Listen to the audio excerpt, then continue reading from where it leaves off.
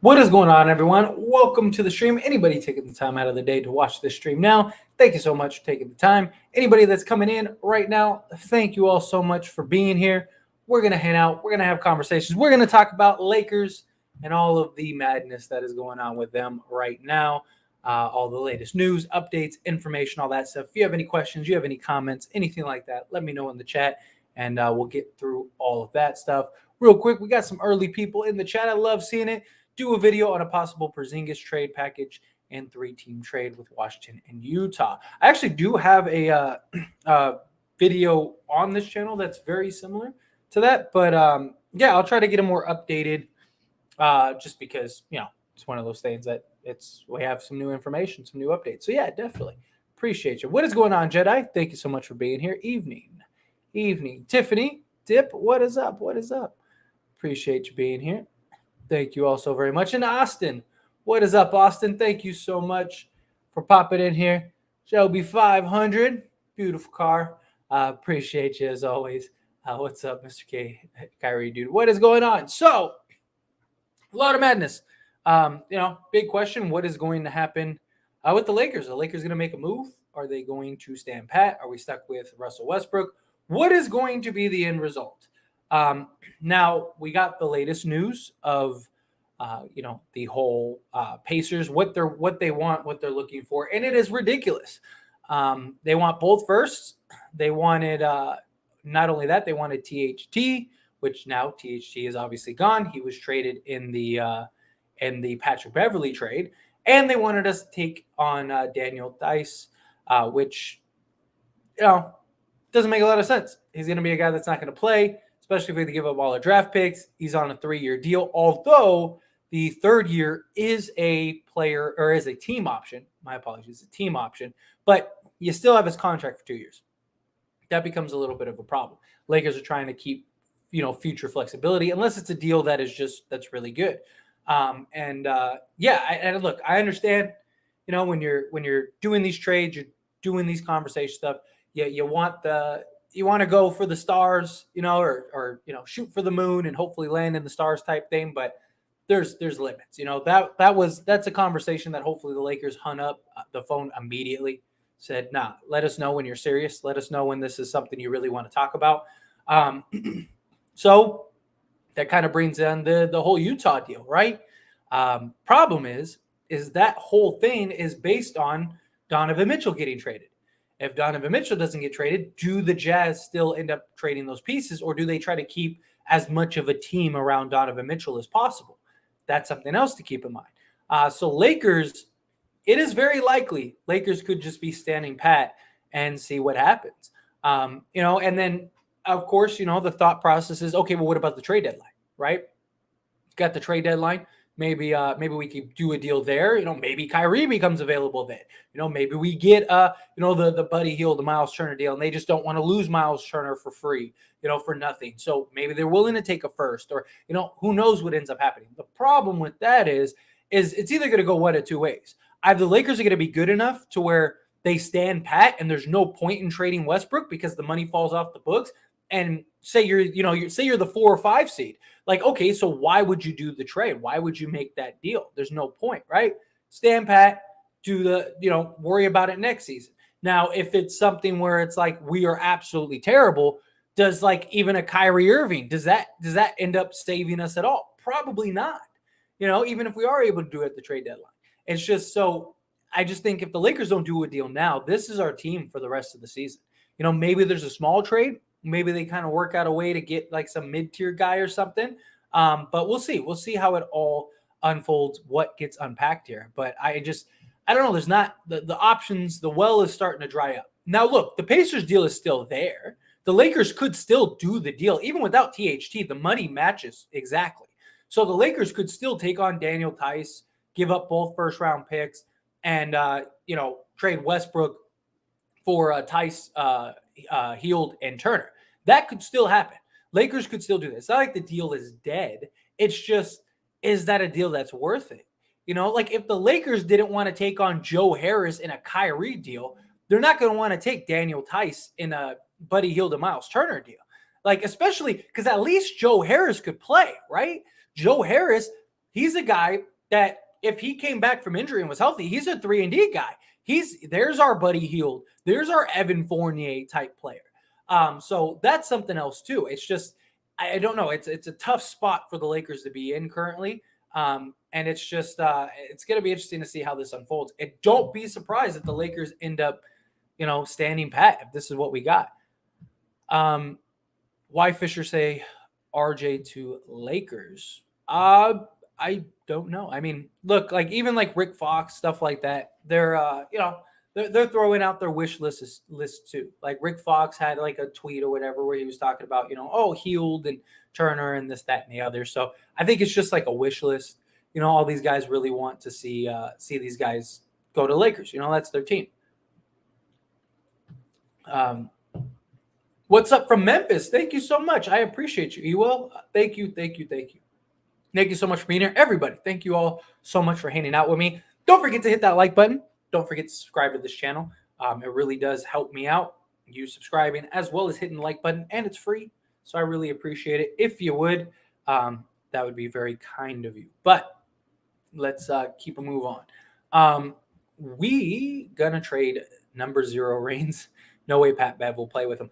I mean, look, I don't want to say no way just because, look, as of right now, that's the team we have. And you can't force somebody to make a trade with you, right? And Utah only wants to do a deal if Donovan Mitchell gets traded. What if they don't find a deal for Donovan Mitchell? What if they don't end up trading Donovan? Then do they keep all the pieces that they have and just try to, be as competitive as possible with Donovan Mitchell? Because I know like a lot of people, they want to see, the Lakers try to go get Donovan Mitchell. I just don't see that being a reality. Unless the only way I see that being a possibility is if the Jazz just full on want to tank for Victor Wadanaba or whatever his name. I probably butchered his name, but he's supposed to be a generational talent. He's supposed to be, the French freak, the guy that is supposed to change the fate of a franchise, is the face of the league in 5 years. Now, if they really believe like, hey, like we could go get that guy, then maybe. But even then, there's no guarantee. You could have the worst record and still not get the number 1 pick. So I don't see a way. So you can't force Utah to trade Mitchell. And if they don't trade Mitchell, do they still trade those other pieces? I don't think so. So, what other deals are out there? You don't want to do a trade just to do a trade, and it ruins, now we're in a Luol Deng, Timothy Mozgov situation all over again, because that's very easy to get caught up in that situation. And that's the problem with the Daniel Tice thing. It's like he's on a 3-year deal. You're ruining any you're basically stuck with this team. Miles Turner, he wants $20+ million a year. So if he wants $20+ million, are you really going to pay him, a guy who's averaged 12 and 7 for a career? Yeah, he's a great shot blocker, but he's a role guy. He's not a franchise guy. He's not somebody. Is he really worth $20 million? I don't think so. I think he's more in the 12 to 15 million range. I think he's a solid guy. We've seen guys look at Hassan Whiteside. Hassan Whiteside can't even get a job, and he was Miles Turner before Miles Turner. Miles Turner has a better shot. He's a better shooter, but still, it's just, it's stuff like that. Buddy Hield, he got his contract, $40 million over 2 years. It's just a lot that goes into it. They're not dealing in good faith. Yeah, I'm with you, Arthur. Yeah, it's there's got to be some leeway. There's got to be some push and pull. It's got to be, you got to find a common ground, and look, I understand. Look, the Lakers tax is real. Come on, let's be real. Lakers tax is real. Beyond the Lakers tax being real, it's just, I understand teams are looking at the Lakers as hey, you're desperate. And, the thing is okay, throw it out there. But as soon as that, throw it out there. And when you get that, go F yourself.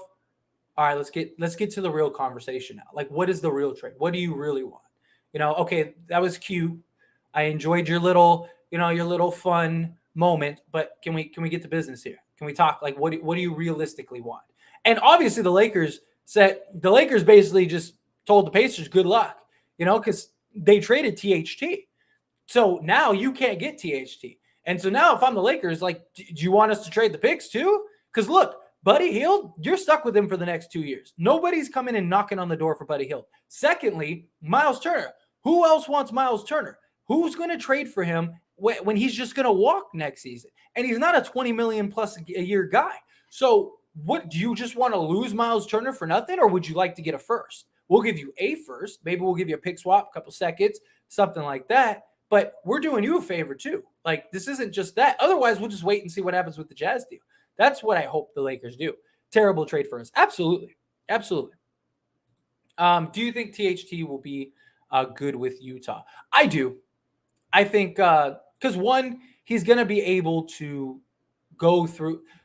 The problem is the Lakers, they're not in a position where they can allow him to go through the struggles, right? Still very young. And I say this all the time. Like, as much as people like to rag on THT, he's still younger than half the guys drafted this year. If the Lakers drafted him this year, everyone would be talking about how he could be the next superstar. If he played the last few years like he did in college, everyone would be talking about how, oh, he has the potential to be the greatest, the best player on the Lakers in a couple of years, the face of the franchise. Like, but the fact that, he's 21 years old, like, people forget how young he is. He has all much room to grow. He had, a team that didn't really suit his needs. And last season, he broke his hand before the season began, which affects your shooting. It affects your dribbling. It affects your defense. It affects literally everything. And he broke it on his shooting hand. So it's like, that takes into account. We'll see. I really think THT, you're going to see a THT that just really kind of comes into his own, because he's going to be able to go through the process. He's going to be able to make those mistakes. He's not going to be under such a big microscope. That's huge. It's why we saw like guys like Brandon Ingram and stuff like that. They really started to flourish, a year or two later, because they don't have all the scrutiny. Lakers are win now. Lakers have never really been that team to build through the draft. I'm not saying that they haven't. I mean, look, Magic, Worthy, guys like that. But for the most part, it's usually via trades, and then if they can get a piece here and there, like, even the 2020 Lakers, right? They got Kuz through the draft, stuff like that. But usually it's like, go get the stars and then put the pieces around them. That's usually how it goes, unless you just hit a grand slam like a Magic pick, which that it change any franchise. At this point, Richardson, McDermott, and Portal is better than Jazz Knicks deal. A shooting wing, plays no defense, a 3-and-D small shooting guard, small forward, and a solid center. Portal. I mean, I don't really mind that deal, but what do the Spurs want?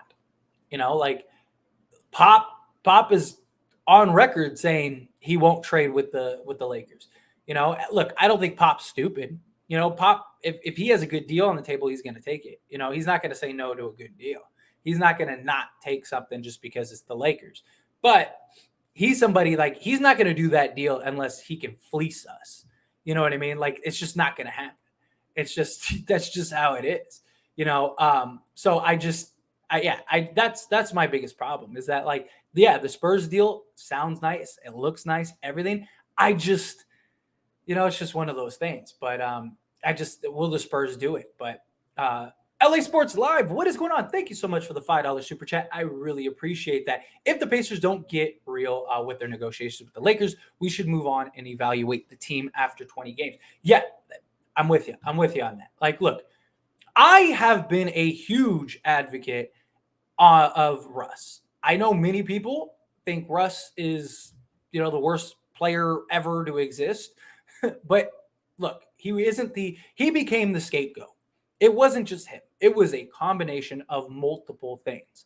Was Russ without fault? Absolutely not. Russ deserves a lot of fault, a lot of blame. But the guy was our most consistent guy. He was there every single night. You knew what you were getting, and you never put him in a position to be successful. I really think Darvin Ham is going to get the most out of Russell Westbrook if we are forced to keep him. Now, does that make us a contender? I don't know. But if Russ can average 18, 7, and 7 like he did last year, but efficient and effectively, then I really think we could be a scary team.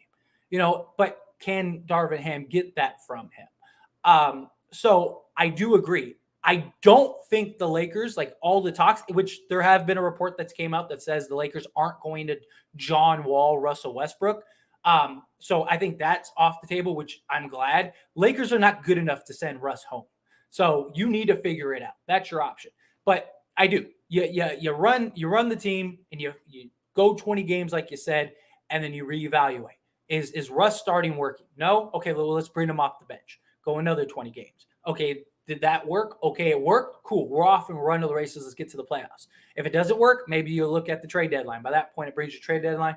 Maybe you can explore some stuff. Russ becomes a lot more valuable to teams because now they don't have to pay his full contract, stuff like that. I think that could be something that that really becomes more intriguing. But Pacers, they got to get real. They do. They really do. The Pacers deal, it's an absolute mess. It's a joke. It's not a real trade, and I'm sure people might look at it and go, well, who cares? Take Daniel Tice, right? It's, you take his contract 3 years. What's the difference? THT, it would have been the same amount of time, right? This, that, and the other. The reason they moved off of THT was to clear that cap space for next season. So now it's a different situation. If they wanted to keep THT, then that's different. But they didn't. They wanted to get rid of him. They wanted to keep the cap space reserved. So I just think it changes a lot. But again, thank you so much, LA Sports Live. I really appreciate that. Thank you for the super chat and statement. I mean, comment. Seriously, it's a good one. I'm with you. Pacers aren't going to back down. So it has to be the Jazz. I don't know. I wouldn't say never. We're still about a month away from training camp, or 4 weeks, whatever. So a lot can change between now and then, especially if the Jazz deal gets done, right? Not the Lakers part, but like if it looks like the Jazz and the Knicks are locking it up, or say the Jazz and the Wizards, which is another team that's emerged today, which I wanted to kind of talk about in a video on this channel, because I think maybe the Lakers could get into that, which I could touch on in a moment, just briefly. But like, if that starts, like word starts getting out, and the Lakers go to the Pacers and go, hey, Jazz deal's getting done. Here's your chance. This is it. Otherwise, we're going to the Jazz. I wouldn't be shocked if that price just goes boom. Because are they really going to want to lose Miles Turner for nothing? Are they really going to want to run it with Buddy Hield? I mean, it's just, I don't think so. But you never know. I mean, you never know.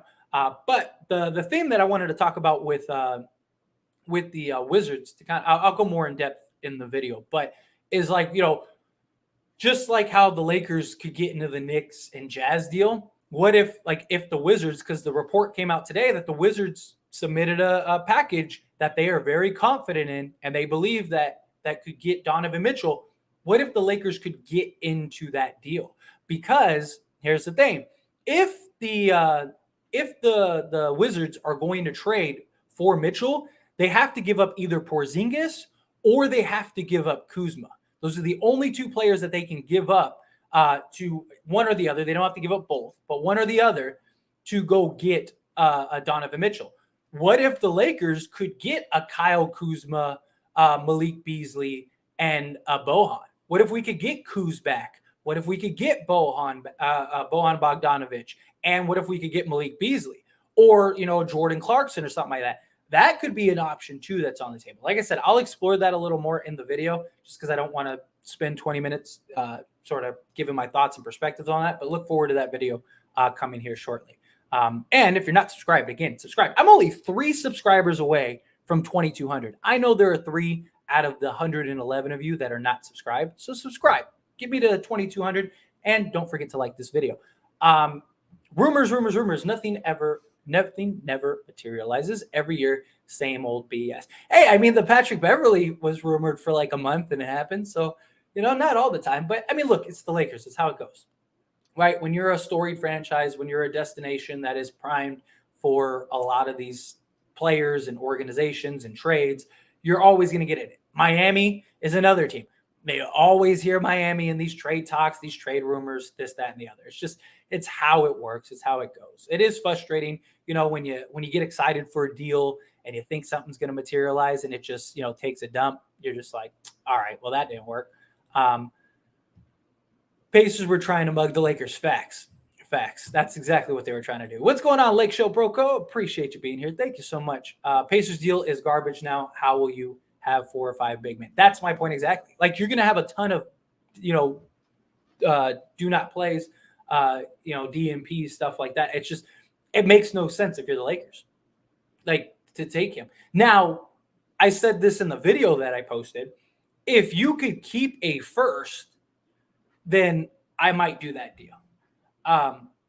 Because one, if you have to, like, let's say next season, Kyrie Irving does want to come. Not saying it's going to happen, but I'm just saying, let's say Kyrie or somebody else wants to come to the Lakers and you need to clear up that salary. You were going to trade 2 firsts to go get Kyrie anyway. So maybe you trade that first and Tice to go to another team, and now you sign Kyrie. It gives you options. If you can keep one of those firsts, I would I might do that deal. But I'm not giving you both first round picks. I'm not giving you, like, if you want Russell Westbrook and 1 first and we'll take those 3 players, cool, let's do it. But I'm not giving you both first rounds. I'm not giving you a couple second rounds. We're not playing that game. How badly do you want to get rid of Tice?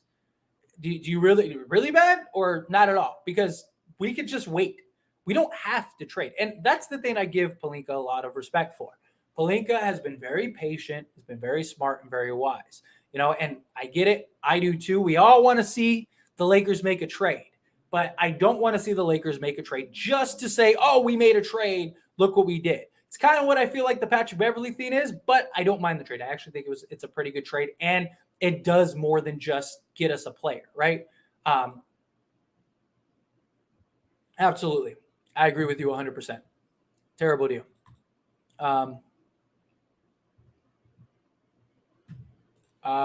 You think the Nets are going to trade Kyrie if they are 43-19 at the trade deadline? No. Look, I think it depends on the circumstances. Like, if the Nets are pretty nice, like if they're like you said, if they're like 43-19, no, absolutely not. They'll keep going. They'll take the chance to win a championship. But like, let's say they're teetering 500. Let's say they're like 26 and 24 or whatever. Then yeah, they might. Because they might look at it as like, this, we're not very good. Or if it's a disaster, or what if Kevin Durant at the trade deadline? The thing about the Nets is, if everyone's bought in, everyone is 100%, everyone can stay healthy, the Nets are terrifying. That is a legit championship team. That might be the best team in the league. But you have so many pieces that need to go right. So many, it's like a house of cards. And if one of those things start wobbling, that whole house is coming down. And that's the problem. It's just, it's going to take the smallest thing. That team is going to be so scrutinized, so over the top. And it's not like they have a bunch of mentally tough guys. They have arguably the 3 most sensitive media guys there are. And so you're going to put them on a team together, everything. Even every team has that, behind the scenes locker room, like F you moment, getting in each other's face because they're competitive guys and they want to win, right? That is usually not even mentioned, or it's swept under the rug, or it's something stupid. If that happens in the Nets locker room, that is getting exploded by the media. Every little thing is going to get microscope. They're going to basically put it under a microscope, and they're just going to expand that to a degree like we've never seen before because of the mess that was this offseason. If that starts happening, and Kyrie and KD and Ben Simmons start mentally falling apart and it becomes a mess, I do think we could see Kyrie being brought up in trades to the Lakers again come the trade deadline. If everything's right and everything's going well and everyone is, given 100% and they're, 43-19, absolutely not. It would be silly for the Nets to do that deal, to do any trade, right? Write it out, see what happens, let it go. I just think it depends on the circumstances once we get to the trade deadline. Rather keep Russ than do the Spurs deal. I'm kind of with you on that. I don't think it's a terrible deal, but it's not my favorite, if I'm being honest. Rob got to go all in to win. He half-asses. Don't trust Pelinka at all. But I mean, what has he done that's bad? like that's the thing. Like so many people have recency bias when it comes to Rob Pelinka. Like Rob Pelinka put a championship team together, and then the next season upgraded it. I mean, was praised by everybody, fans, media, the league, executives. He was voted, Lakers were voted the most improved team. This, that, and the other. They were beating the team that was in the NBA Finals in the Phoenix Suns. The Lakers were an Anthony Davis injury away from very likely being in the finals again, and maybe even winning back to back. And then the following year, it becomes a disaster. But it wasn't Rob's idea. Like Rob didn't want it. When your two best players come to you and say, "We want you to go get this guy," you're supposed to tell them no, especially when LeBron has a contract coming up? No, there's not a team in the league. And if you were a GM, you wouldn't have said no either, because you would have been fired. Like Genie and the league, everyone would have scrutinized you so heavily. Rob Pelinka is doing a great job. The guy is fine. He hasn't made any bad decisions, bad trades. Here's the thing. If Rob Pelinka did and listened to what everyone says about like doing this trade and that trade and the other, that dude would have been fired a long time ago. Like he's being smart. He's being patient, because if he does a trade that ends up bad and terrible, all of us are going to be like, look, see what happened? See this? You shouldn't have done this deal. You should have just kept Westbrook. Like no matter what, they can't win. He does nothing. Oh, you should have traded Westbrook. He trades Westbrook and he goes, gets these guys that you don't know if they're going to fit or not. You don't know if it's going to work or not, and it doesn't work. Now he's the bad guy all over again. No matter how you shake it, he can't win. So he's doing the right thing. Be patient. Let things unfold. Let's see what happens. I do. I think Rob Pelinka's done a fantastic job. The only miss he has is because of LeBron in them wanted him. What if we just go for Hield? Yeah, Hield. Problem is we'd have to trade Kendrick Nunn, and I wouldn't want to trade Kendrick Nunn because now, I don't even think we could get Hield anymore because we traded THT. So no, I don't think we could trade just for Hield. Because I was gonna say you could trade Nunn, but like Nunn and winning Gabriel doesn't get it done. So it's not enough money to cover it. So no, we wouldn't be able to trade for just Hield even if we wanted to. If we keep Russ, who should we sign? We have 2 Russ spots left. Well, one, the Lakers will probably keep one of them open for the buyout market. That's just what the Lakers always do. Secondly, I wouldn't be shocked if it's like a Josh Jackson. Go get a big wing, especially since we lost Stanley Johnson. I still think the Lakers are going to do a trade. And look, I could be completely wrong. I don't know. But my guess is the Jazz trade Donovan Mitchell. And if they trade Donovan Mitchell, the Lakers will do that deal. I don't think they traded because they didn't have to trade Stanley Johnson. So I think that they traded Stanley Johnson for a purpose. They traded Stanley Johnson for a reason. So better not stay pat with Russ. I mean, look, you can only do what you can do. It's not up to Rob. Believe me, if Rob can get a good deal to go and get and trade Russ, he will. But you can't trade if nobody wants to trade with you or if the deal's bad. Last thing you want to do is do a bad deal that just ruins you for the next several years when you only have to deal with Russ for 1 year. I mean, it's just, good business is good business. Even from like a normal person perspective, if I came to you and said, "Hey, I give you $100 now, or I could give you 10 grand in a year," would you take the 100 now, or would you wait the year for the 10 grand? No, you'd wait for the 10 grand at the end of the year. It's just that's basically what he's doing. If Kyrie is a free agent next year, he will sign with the Knicks. The prophet has spoken. I highly doubt that, and especially if they go and trade for Donovan Mitchell, you're not getting Kyrie, and they wouldn't have money. I don't even think they have money now to sign Kyrie. I'm a big supporter of your channel. I like your analysis. Well, thank you so much, Matt. I really appreciate it. And welcome aboard. I really do. Thank you. Thank you so much. Thank you for your kind words.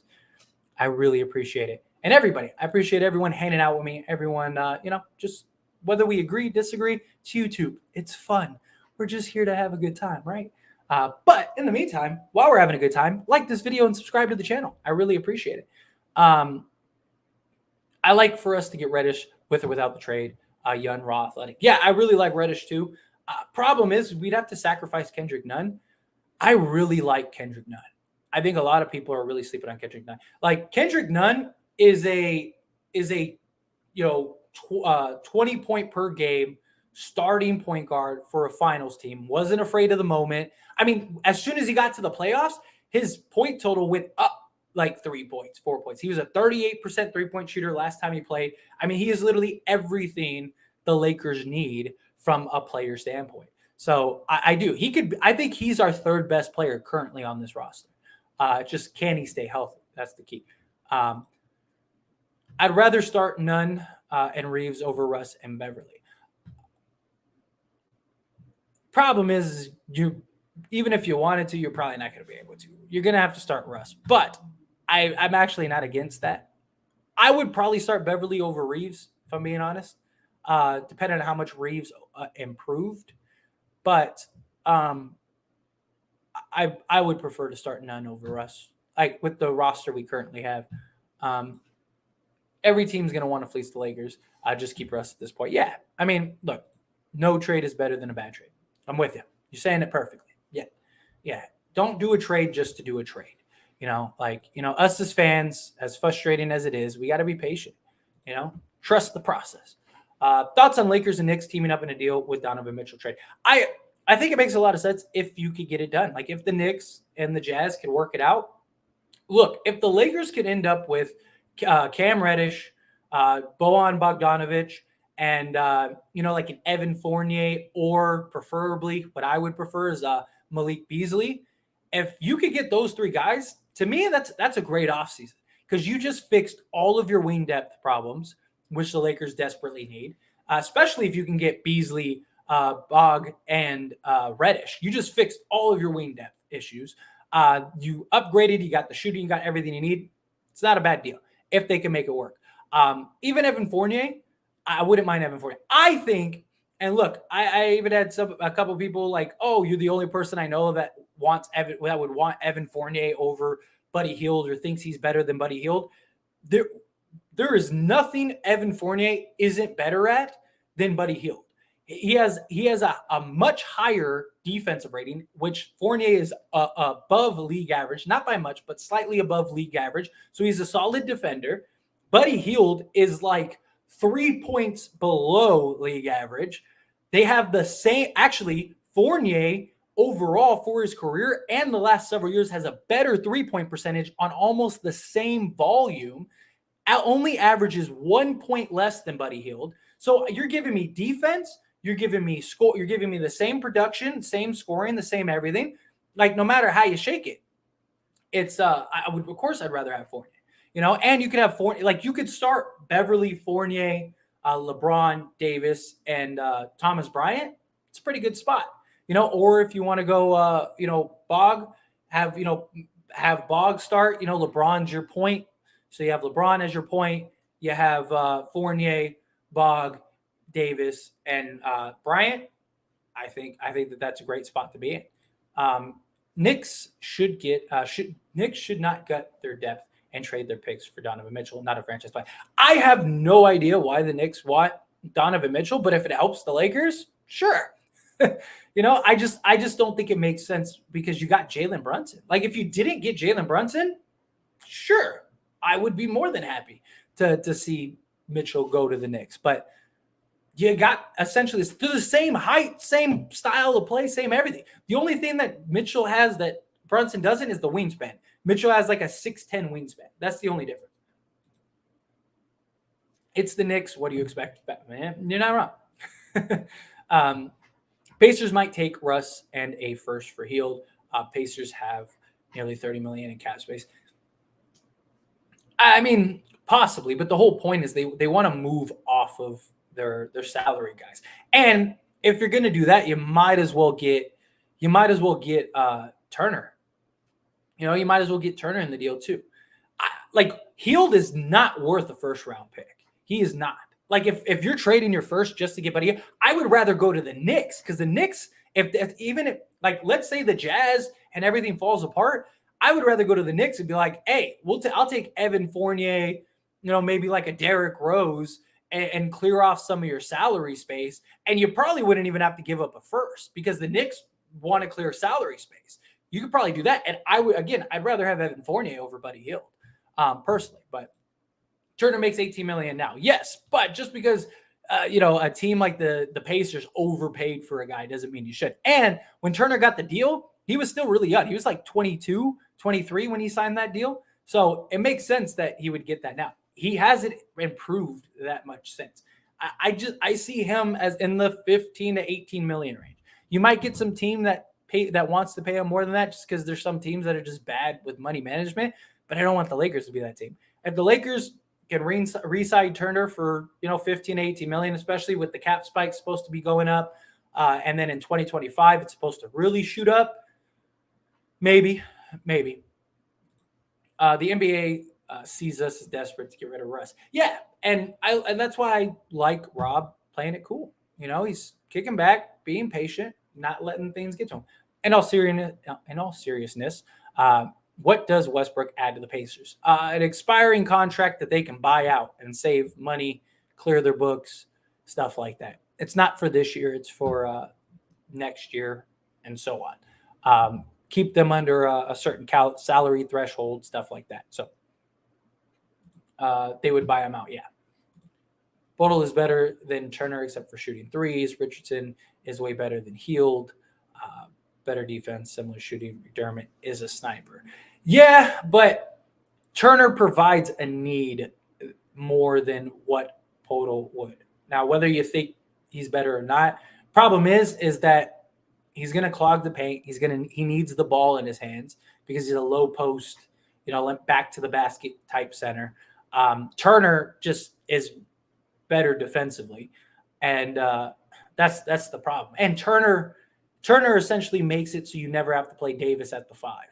So I just, look, I think if the Pacers are willing to drop down their price, yeah, I'm not as high on Hield as, the Lakers seem to be.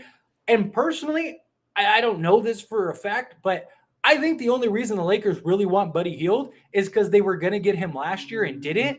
And I think it's just kind of that white whale. It's like, oh, we should have got him last year. We did it. But guess what? We got him this year. Look what we were able to do. So it still worked out in the end. Like, that's kind of how I look at this. I just, but yeah, I'm not very big on Hield. But you got to take Hield if you're going to get Turner. So at that point, okay. At that point, if that's what you got to do. But I'm not giving up both firsts in that deal. You don't have to. It doesn't make sense. Pacers only have $95 million in salary now as team. Yeah. Lakers have no assets. I mean, they have some. Nothing. They don't have anything major though. Thing is, Lakers don't need Portal. He doesn't fit with LeBron, AD, and they also need another big. Yeah, they don't need another big. It's just Miles Turner. He's an upgrade over the centers we have now. There's still a lot of questions with Thomas Bryant. How is he going to be coming back from injuries, stuff like that? So I do understand why getting Turner makes sense. Like I said, if you could work, I think the Pacers deal is the best deal. But if you could get like 3 wing players from between the Knicks and the Jazz, I think you do that. I do. I think you do that immediately. Yeah, I would do the Spurs deal for 1 first in a second, but not both first. Yeah, no way I'm giving up both first in that trade. Lakers have to trade AD for a couple picks of young players. That ain't happening anytime soon. Look, I think the Lakers at some point are going to explore AD trades, but it's going to be at least 2 years from now. It won't be anytime soon. It'll be like if LeBron opts out of his contract, AD will be on his last year. So, say LeBron goes and plays with his son, I think the Lakers start looking at Davis trades.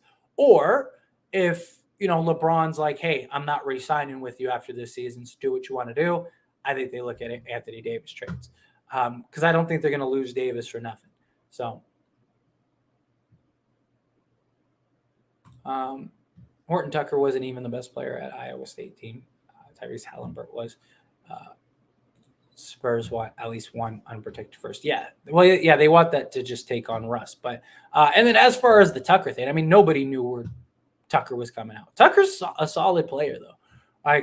I'm not saying he's going to be a star. I'm not saying anything like that. but he's not a bum like many people try to say he is.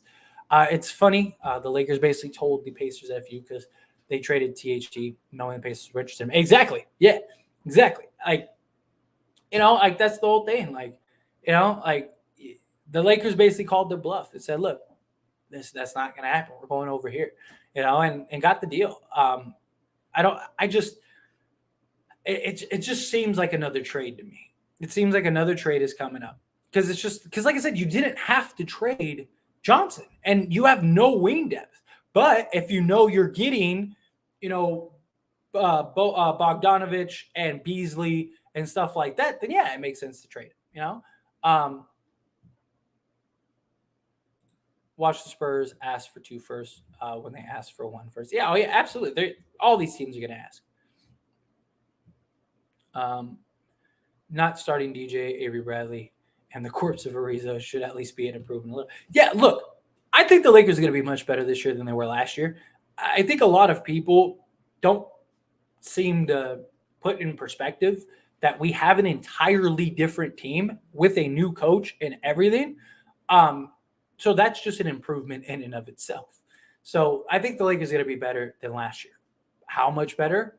We'll see. I still don't think they're a contender, but if you get an MVP level Anthony Davis, LeBron stays LeBron James, and if you can get Russell Westbrook to just be serviceable, he doesn't have to be, a superstar 30-point a game triple double. Then you just need him to be serviceable. Like I said, if you can get me 18, 7, and 7, more effective and efficient, I'm with it. Like I don't think you can rule out the Lakers. They just got to get to the playoffs. Pacers are taking the season period. Yeah, exactly. They are. That is true. If Darvin plays Beverly and Russ together, now we could be in trouble. I don't know. I don't think that backcourt's going to be that bad. I know you kind of feel otherwise, but I don't. Beverly plays bigger than he is. He's annoying. He's a nuisance. Russ is 6'3", 6'4", so he's got some size. He's still got the athleticism. It's just, will he buy into defense like Darvin Ham wants him to? I don't know. We'll see. Let's see. Pacers are no pressure to make a trade. Yeah, they are. They don't have to. Not at all. But neither the Lakers. And the Lakers do have other options. Teams would rather lose players in free agency than get the Lakers closer to possibly winning a title. Yeah, I mean, it's just teams don't want – no team wants to be the team that helps the Lakers win a championship, because it's happened so many times. Nobody wants to be the Memphis Grizzlies, where it's like, oh, yeah, here's Pau Gasol for a bag of peanuts, and then they go and win 2 NBA championships. No team wants to do that. Not saying he'll make him a contender. Yeah, but it puts him closer, in my opinion.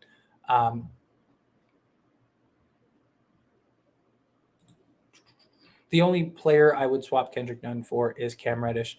Other than that, let's have Nunn as the flamethrower 6-man. I think Nunn is super slept on. I think he's going to be a huge asset for us next year. I think he's going to be our Kyrie light, personally. I would rather have Kendrick Nunn over Cam Reddish. I think Cam Reddish is more of a need right now, but I really think Kendrick Nunn, like I said, I think Kendrick Nunn is going to be our Kyrie light. Now, look, not saying that he's anywhere comparable to Kyrie, because I'm sure somebody in this chat's going to be like, you just compared him to Kyrie Irving. No. What I mean is a lot of the same things that Kyrie offered the Lakers when they wanted to get him, Kendrick Nunn offers the same thing. 38% three-point shooting, a guard that can, create his own shots and get his own bucket, a guy that could play on the ball, off the ball, facilitate the offense, alleviate players. Like a lot of the same stuff that Kyrie would have brought to the Lakers, Kendrick Nunn brings that same thing if he's healthy. Yeah, Nunn over Cam. I'm with you, Terry. I'm with you. Is there another trade you think that nobody's talking about? I'm sure there are several.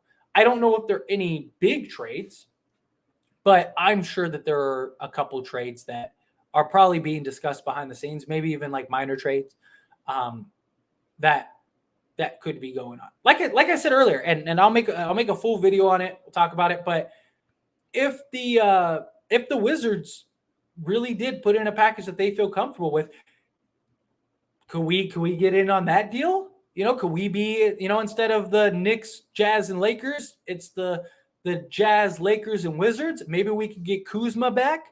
Because he's 27 years old.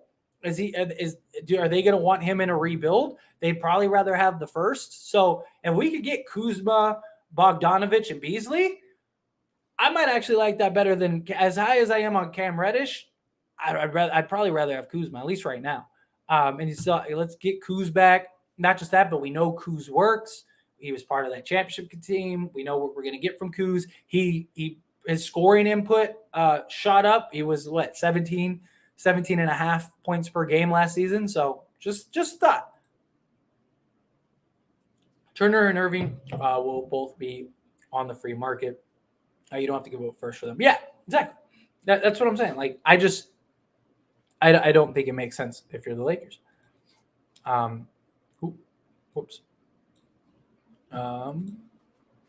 Imagine Nets first Raptors first round matchup.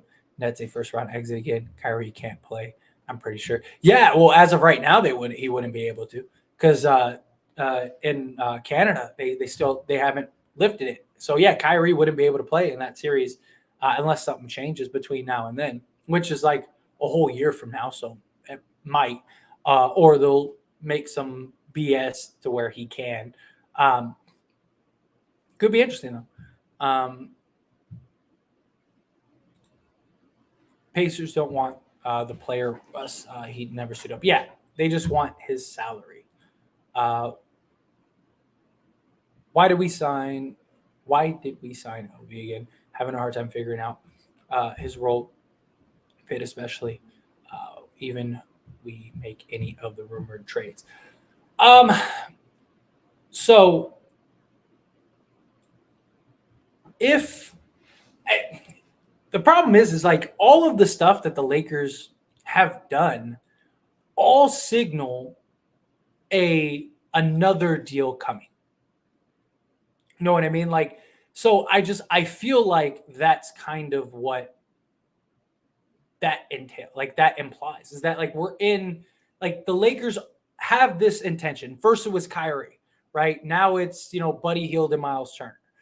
Now it's, the Pacers deal, this, that, and the other. I just think that it's kind of looking like it's like the Lakers have made moves, even in free agency, right? It was like, they're making moves that look like they're preparing for a bigger move, And so that's kind of what I'm looking at it as. I think that they're hoping to get that diamond in the rough. That makes sense. They're hoping like, maybe this guy will be that guy for me. Maybe this guy, will be the Malik Monk for us. And we can go and try to do this trade over here to make us that much better. Does that make sense? Hope I explained that right. But real quick, 7 Day Sports Pod, thank you so much for the $5 super chat. I really appreciate it. If they don't trade Westbrook, Lakers won't make the playoffs. If we want to win a chip, it must be more than Bev. 3 wins. We need size. Braun in year 20. Look, I'm with you. I do think it depends on what Russ we get. If Darvin Ham can get an efficient, effective Russell Westbrook, I think the Lakers at least have a chance. The Lakers would have made the playoffs last year if LeBron and Davis were healthy. I think they still make the playoffs this year if they're healthy. We're a lot younger. We'll be better defensively. All of those things. There's a lot that goes into it. But to be a contender, I don't think we're a contender, at least currently constructed. Like I was saying a moment ago, like all of the Lakers moves kind of seem like they're doing this to go do another deal. And it might just be the Lakers assuming they could get a deal done. It's a real possibility. But I think everyone in free agency just kind of seemed to be like, let's get this guy. And if he can be our standout that we didn't expect. You know, that's the big thing. But I don't know. I really think that Darvin Ham is going to get a lot out of Russ. Russ has already shown that he's bought in. Russ has already shown, he's willing to compete. I I don't I don't rule them out. Because look, if you can get Russ, like I said, to be efficient, operate him as the sixth man. You got to start him for your ego. But if you can go and get him to hey, look, yeah, we're gonna start you three. LeBron Davis, you're gonna run the first like 4 to 5 minutes. We're gonna pull you out. Russ, you got the next like 7 minutes of the first quarter to just be you. Whatever you want to do, it's your show. Here's the ball. Go crazy. If you did that first, second, third quarter, and then if he's doing great, you in the game with him, I really think you could see an independent Russ. The whole reason the Lakers went and traded for Russell Westbrook was for when LeBron wasn't in the game or he just missed the game completely. Russell Westbrook could carry the load. Problem is, Frank Vogel never did that. He never gave them the chance. He never gave – it was always him and THT or him and Rondo or him, Rondo and LeBron or THT, Westbrook and LeBron. Like, you never put guys around Russ. You know what Russ was getting. You knew what Russ was when you traded for him. So why wouldn't you put him in a position? Not just that. This is how bad Frank Vogel was. You had the first 2 games of the season, I think it was, the Lakers, the pick and roll with Westbrook and Davis and then Westbrook and LeBron was like an 85% scoring rate.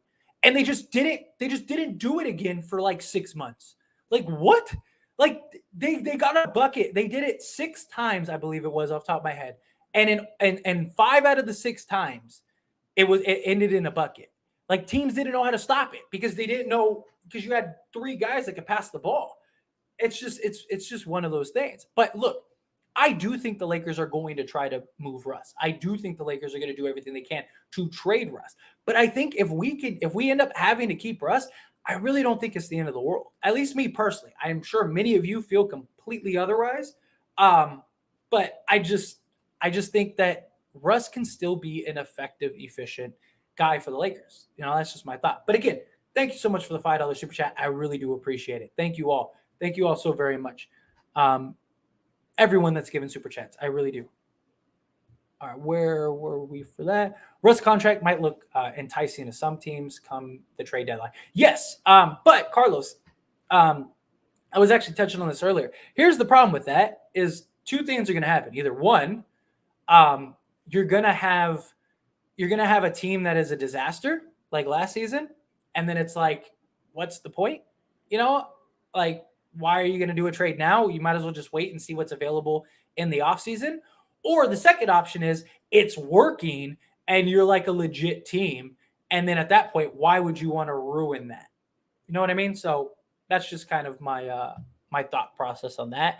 But yes, if for whatever reason, like let's say they're the middle of the pack team, and it's like we're there, but like not really, then yeah, maybe they explore Russ. But I think it's either going to go one of 2 ways. I think either Darvin Ham's going to get the most out of Russ, and it's going to not saying it's going to work out to the degree of a contender, but at least like, maybe they're like the 4 or 5 seed. Okay. Like, at that point, do you really want to make a trade? It's just, I don't know. It's interesting. Facts, especially when things not working. Yeah, of course. Everything's, I'm assuming this is in a comment to what I was talking about earlier with, recency bias and stuff. It's easy to point and say, oh, look, this is trash when things aren't working right. But when it's going well, you get the praise. It's the whole Spider-Man, you die a hero or you live long enough to see yourself become the villain. Or no, it's Batman, right? Yeah. Something like that. So yeah, basically. Nets better than Golden State? I think as a whole, yes. I do. I think Ben Simmons is a better Draymond Green. Kevin Durant, Steph Curry, I think at worst are a wash. And I think Kyrie's better than Klay at this point, just with the injury history and stuff like that. So, yeah, I think if you look at the big 3, I think that the Nets have a deeper bench. I think that they have more shooting, more scoring. yeah, I think in comparison, I do. I think that they're at least comparable. Like that's why I said arguably the best team in the league. Uh, but can they mentally stay tough enough? That's the big problem. Um, Terry, he was brought in to be a role guy until camp. He just doesn't define his role yet. He may beat out Pat Bev. Yeah. Yeah, I mean, like I said, it's just he's a guy to just kind of be that dude. Keep eyes on Nets training camp. Believe me, I will. I think it's going to be very interesting come Nets training camp. Let's hear more about the Wizards trade. Kevin, really appreciate that. I'm going to pack it into a video just because I don't want to spend 20 minutes talking about it on a live stream. I want to try to get to as many questions as I can. Can't stay on the live stream forever. But yeah, look out for that video. I'll try to get that video up shortly after this live stream. I'm going to let the live stream marinate for a little bit. And then from there, I'll get that video up some point tonight. So look forward to that. But yeah, KD not a leader for sure. I agree. That's my biggest concern with the Nets is who's the guy in the locker room, and are they going to respect Steve Nash? It's another big thing. It's another really big thing. If the Pacers had separate deals lined up for Turner and Hield, why haven't they done it already? No other team is trying to get them. Exactly. No one wants Buddy Hield and Miles Turner. And it's not that they're bad players. It's just Buddy Hield's not worth his contract. He has 40 years over the next 2 years. And he's not a guy that is so good it moves the needle for any of these teams, any of these contenders. Any team that's tanking isn't going to want him. So Buddy Hield is kind of that weird player that's very specific. And then Miles Turner, he could just walk next season, and he wants $20+ million. Like, who's going to give him that kind of money? I'm sure maybe some team, but no contender. And like, no team's giving up assets in the Turner Hield deal. So that's why if the Lakers are being smart. Look, let Turner walk for nothing, lose him for nothing. Stick with pay Buddy Hield his contract. Go ahead. Coach Ham has been dealt deck of cards with Russ this year. Yeah, he has, absolutely. But everything that I've seen from Russ in regards to Darvin Ham is very promising. Again, not saying it's going to work. I do think Ham is going to get the most out of Russ, but I think that Russ showing up to the presser, showing that he's bought in. Darvin Ham literally talking about him while he's sitting right there. And at any point, Russ could have been like, I never said that. I never did this. And I mean, he was talking about conversations they had. Like, look, this is what I told Russ I expected. This is what I told Russ I wanted. I want him to play defense. I want him to do this. I want him to do this, that, and the other. All of that stuff. And Russ sat there and gave him the nod and all that stuff. Like, that, he wasn't doing that for Vogel. He wasn't doing that for various others. Like, again, I'm not saying Russ is spot on 100%. Going to be, he's a reformed, changed player and this, that, and the other, and he's going to be a lockdown defender and all that. That's not what I'm saying. But I definitely think we could see a different type of Russ. I do. I really do. But 7 days coming in hot again with the $5 super chat. Thank you so much. I really appreciate that. I really, really do. Thank you. But Vogel was bad, but started off bad. Russ didn't won't alter his game at all, but playing everyone else, we must make a trade to be contenders. Look, I agree with you. Look, Russ is not without fault, and I want to make that clear. Like, he's not. I'm not trying to say, take all the blame away from Russ, but Russ became this scapegoat.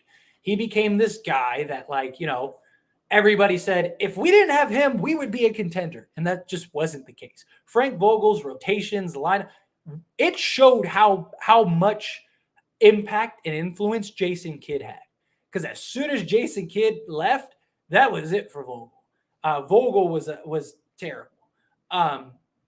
Vogel didn't have that demand. He didn't have control. And that was the problem. Jason Kidd was that guy. LeBron listened to Kidd. Davis listened to Kidd. Westbrook would have listened to Kidd. Frank Vogel, we saw that. Frank Vogel and Westbrook are having screaming matches in the locker room and stuff. Darvin Ham's not that dude. Darvin Ham ain't going to put up with that. Darvin Ham will tell Russ to sit your ass down and be quiet. That's the difference. Russ, look, I do agree up until this point, he hasn't altered his game, but that doesn't mean he won't. Sometimes it takes a piece of humble pie to really change it up. And he did make sacrifices last year. He sacrificed a lot last year, but he still was Russ in many ways. I mean, look at guys like Allen Iverson, Melo. You know, they were in the same position Russ was. Hopefully he learns from them. And if he's willing to do what Ham wants, Ham's going to run the 4-out, 1-in offense. I think that that's going to be huge for Russ because Russ is going to be able to get ahead of steam going downhill. Not only is he going to be able to do that, he could be in the dunker spot. You could run that pick and roll that I talked about earlier. All of that. It's going to open up so much for Russ, and it's really going to help Russ be Russ again. But I do think Russ's attitude last year was not what you needed. It's a lot. There was a lot of factors that went into it. But I do agree that Russ needs to switch it up. And as far as like we must make a trade to be a contender, the problem is like what trade? You know, like because look, the Jazz deal, I still don't think that makes us a contender. I think that makes us better, but I don't think that makes us a contender. I think even the Buddy Hield and Miles Turner deal, I think it makes us better. I don't necessarily think it's a contender. Now, it all depends on, you know, chemistry and the offensive and defensive schemes and this, that, and the other. But you could say the same thing about the current roster right now. What is Darvin Ham going to do with this roster? Can he get the most out of them? Can he, you know, so I don't see a trade out there that immediately makes us a contender. I don't see a trade where it's like, yep, if we go do this deal over here, boom, we're a contender, like a bona fide contender. I think, you know, both deals that could potentially happen, they make us better, but I don't think they make us that much better. I don't think that, like, I think Kyrie was the only thing where it was like, okay, like, yeah, that's an argument for a contender. Just because I think everything that Kyrie brings to a team with him and, you know, you'd have him, Davis, and LeBron, those three are good enough to get you a championship. But, you know, so, but yeah, again, thank you so much. I really appreciate the super chat and great comment. Seriously. Where were we? The Westbrook deal didn't seem too great. It wasn't. I mean, the Westbrook deal from the beginning was not what you wanted to see. Ham is in good position. Trust. He has the keys. Yeah, he is. Look, I really believe Darvin Ham he's not Frank Vogel. I'll tell you that. He's an X's and O's guy. He knows what he's doing. He's a guy that is a player's coach. He knows these guys. He comes from a great pedigree and great history of coaches. He's gonna do well with this team. I'm really excited for Darvin Ham. Maybe Lakers could sign Andrew Wiggins if they keep Russ and take on his contract this year. You talk about next year, like sign Andrew Wiggins next year. Problem is, Wiggins, I don't think Wiggins would work for the Lakers the way he does for the Warriors. Like, and it's not because I think Wiggins is a great player, but problem with Wiggins is that like he's perfect in that like fourth man role, so to speak. Yeah, can he get you 20? Yes, but he doesn't have to on the Warriors. Where if he came to the Lakers, you would need him to be that guy. You need him night in and night out, go and get you, 20 plus a game. I just think he would be in a completely different situation if you're the Lakers. I wouldn't be against it. Like if it happened, I wouldn't be like, oh no, I can't believe they did that. Like I'd be like, okay, like, I think it depends on how much money you're paying him. I wouldn't pay him the max, that's for sure. But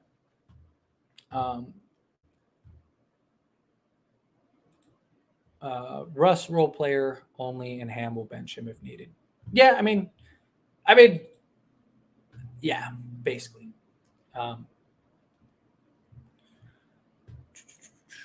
The Westbrook deal worked, but Braun, AD, Ariza, Nunn, Howard, and Jordan did not play to expectations. Yeah. I mean, I said it's just a bad year all around. It was just from LeBron to, I mean, even LeBron and his turnovers. As much as people talk about Westbrook and his turnovers, LeBron wasn't too far behind. It just Vogel lost the locker room. Vogel, his lineups were terrible. LeBron, he was all over the place. He was, trying to chase the scoring title. You had Westbrook just kind of floundering out there, not knowing what to do, not knowing where to go. There was no structure. That was the problem. There was no structure, and we were just old. Like there was no adjustments, no real changes, no nothing. It was just a bad year. LeBron fans are the main ones pushing to trade 2 unprotected first for 2 role players. Yeah, whoever's pushing for it, I don't think they should. Rob had to be strong enough to tell LeBron and AD no. Everyone knew that Russ and LeBron were a bad fit. I understand that, but who would have done that? There's not a GM in the league that's going to tell LeBron and there hasn't been a GM in the league that has told LeBron no ever. And LeBron and AD come to you. LeBron's getting ready. Is on a contract. You got to do it. I mean, I don't blame Pelinka for saying okay. But now it's your problem. Like that. If I was Pelinka, that's what I'd be telling LeBron. Figure it out.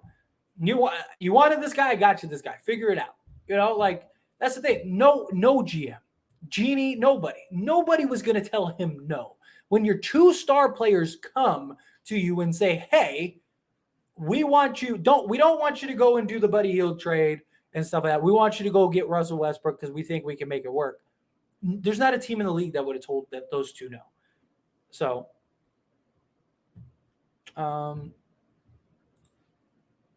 rather have no Bond over Buddy because Bond is a 6'8" wing that can create for himself as well as play off the ball shooter. Also, I'm not saying he's locked down, but he's a much better defender. I mean, you don't have to do much to be a better defender than Buddy Hield. So,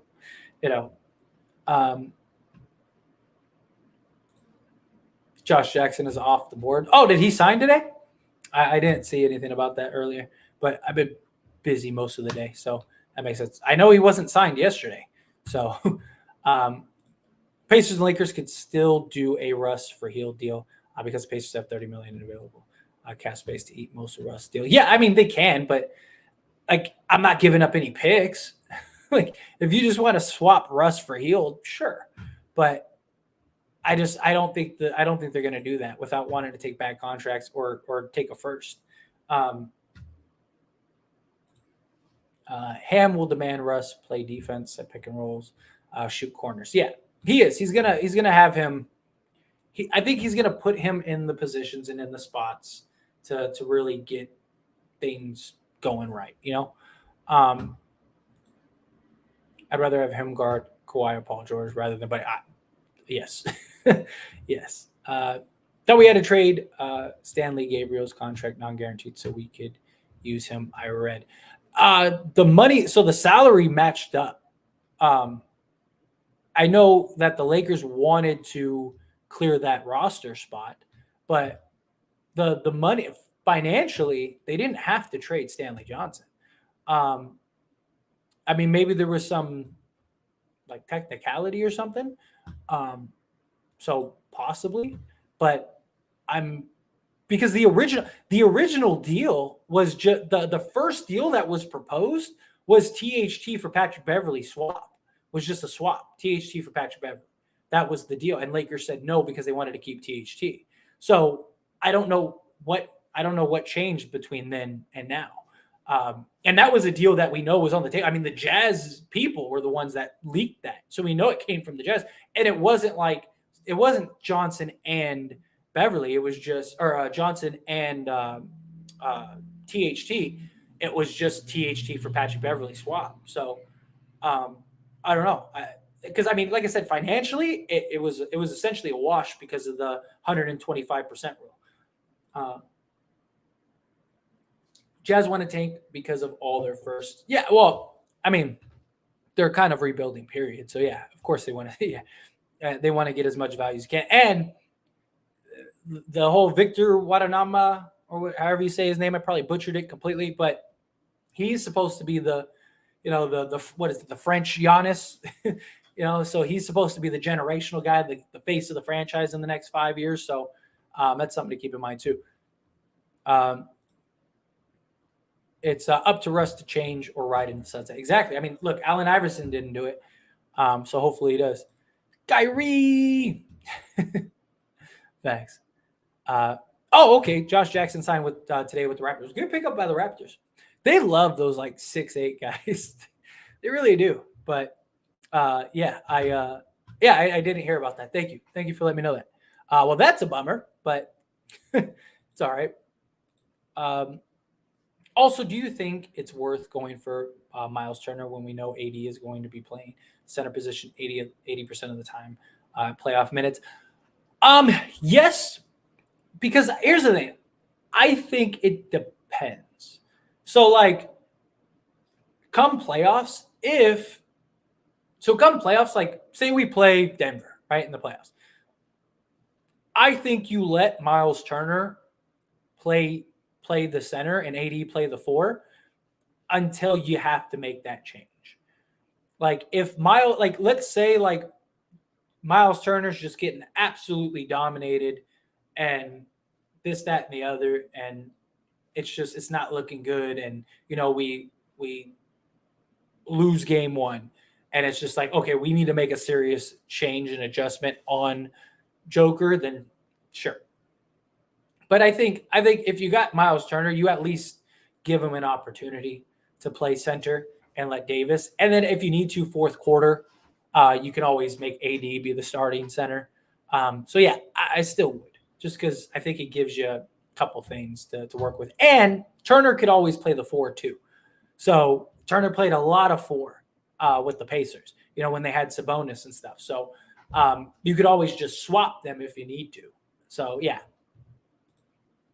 What's Cam's Reddish's playing style? How does he fit with LeBron and AD? Just a 3-and-D, 6'8", young talent.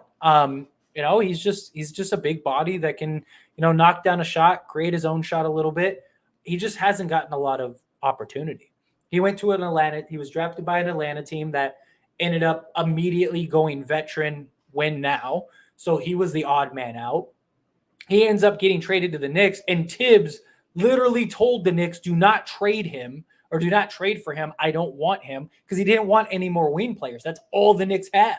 And Tibbs is notorious for not liking to go deep into his bench, and not really liking young guys. He doesn't really like young players, which Cam Reddish is. So Cam just hasn't gotten a fair shake. I think if he's in the right position, given the right opportunity, the right development, stuff like that, he could be another Kuzma for us. That's probably a good comparison. A Kyle Kuzma 2.0. And Cam Reddish is the same age as when we drafted Kuzma. So Lakers can make the play-in, but no champs this year. Yeah, I think Lakers, best case scenario, Lakers are the 5 or 6 seed. I think that's best case scenario. None best guard on our roster, assuming Russ leaves. Yes, I agree. Facts. I really want them to keep Nunn. Nunn might be the best fit on the roster, even with Russ. He might be like I said, people are sleeping on Nunn. I do. I think Nunn is hands down our best guard. Again, assuming Russ leaves. Yeah. No one is starting Austin Reeves over Pat Bev. Yeah, I don't think that would happen either. What's going on, Reg? Appreciate you being here. Tired of talking about trades. I don't care anymore. It's football time. Go Rams. I know. On my other channel, I do have a mother channel, As It Stands, which is just As It Stands. If you look up As It Stands, you'll see it. Or if you just go to the homepage of this channel, I've started talking more football, and I'm going to continue to talk more football. So first off, if you're not subscribed here to this channel, subscribe to this channel. Hit the like button on this live stream. And secondly, go check out As It Stands, my main channel. I talk basically everything but Lakers. Every once in a while, I'll talk about the Lakers if it's like something big, something important. But Laker fan, dedicated Laker channel, made a lot of sense. But yeah, go check out As It Stands as well. Russell Westbrook still stay Westbrook. I mean, it's very possible. Will none ever suit up as a Laker? Yes, I believe he will, personally. So if we get those three, Beasley, Cam, Bog, I'd still want to know why the heck we went and got LV with our mid-level, our prize signing. Yeah, again, it's just I think they want him. He's young, he's athletic. He had 1 year where he shot like 40% from three. I think they're hoping he can be our Malik Monk. He's a better defender. He's bigger. He can get his own basket. He had some nice moments for the San Antonio Spurs. I think that's what it is. I think it's they wanted to get young guys that could make an impact, and he's a guy that can make an impact. I still, like I said, even when they signed him, kind of looked like he's a guy that they signed to go and make some other deals, stuff like that. But not just that, it's just who else in free agency, who else was there that we could realistically go get? Order Porter, he wasn't coming, too much money. Gary Payton II, he wasn't coming, too much money. We got all the players that realistically that we could have gotten that were actually good. We got all of them that we realistically could have gotten. But yeah, I mean, Lonnie is just he's the low risk, high upside guy. You hope that he has that Malik Monk standout season. He's young. He can play defense. He's bigger. He can create his own shot. You're kind of hoping that he can be a standout. Is what ultimately I think the Lakers ended up going that route for with signing him. But yeah, like I said, I think it's just they're just trying. Like I was saying earlier, they're just trying to find guys that can hopefully make something happen. Is kind of where we're at. But Sean coming in hot with the $2 super chat. Thank you so much for the super chat. I really appreciate it. Why not just re-sign Monk? Because Malik Monk went and signed a lucrative deal with the Sacramento Kings. So he is officially a Sacramento King. That was Sacramento's first signing, if I'm not mistaken. They immediately went and got him. Unfortunately, that's where we're at. We are unable to keep Malik Monk. Malik said that he would take a discount, but the Lakers just didn't have the money to sign him. So that was the thing. But yeah. Again, thank you so much, Sean. I really appreciate the super chat.